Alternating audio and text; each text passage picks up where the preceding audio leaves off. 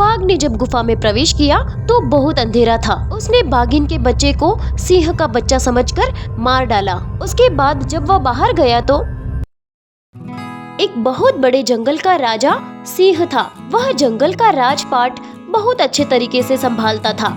एक दिन सिंह ने अपनी पत्नी शेरनी से कहा, मैं कुछ काम से जंगल से बाहर जा रहा हूँ, तुम अपना और बच्चे का ख्याल रखना। सिंह ने जंगल की सारी जिम्मेदारी बाघ को सौंपी और उससे कहा, जब तक मैं न आऊँ तुम यहाँ के राजा हो और अच्छे से राजपाट संभालना। यह सब कहकर राजा वहाँ से चला गया।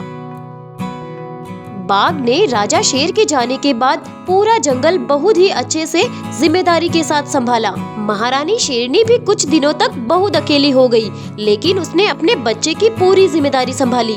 सिंह के वापस आने का समय हुआ, लेकिन चीता वहाँ पर आया।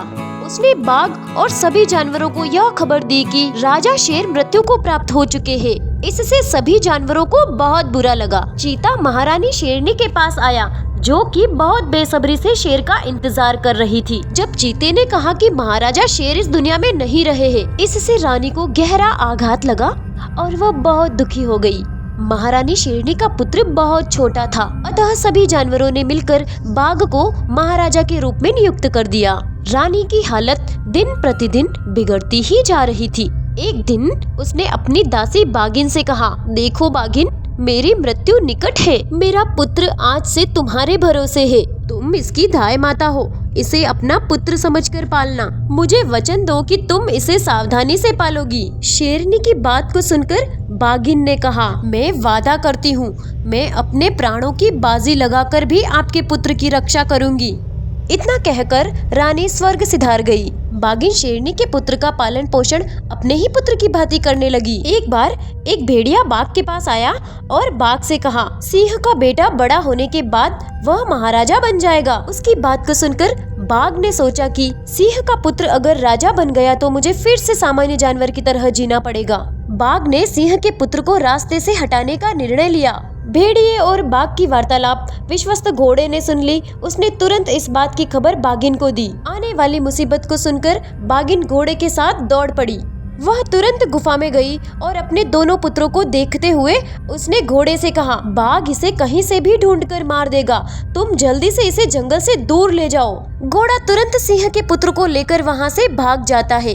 उनके जाने के बाद बाघिन ने एक कठोर निर्णय लिया। वह अपने पुत्र को अंधेरी गुफा में ले गई और उसने सिंह के पुत्र के स्थान पर अपने पुत्र को सुला दिया। इधर बाघ जल्दी जल्दी सिंह के पुत्र को खत्म करने के लिए आ रहा था। उसने बाघिन से पूछा कि सिंह का पुत्र कहाँ है। बाघिन ने कहा कि सिंह का पुत्र सो रहा है, तुम अभी अंदर मत जाओ। बाघ ने गुफा के अंदर प्रवेश किया।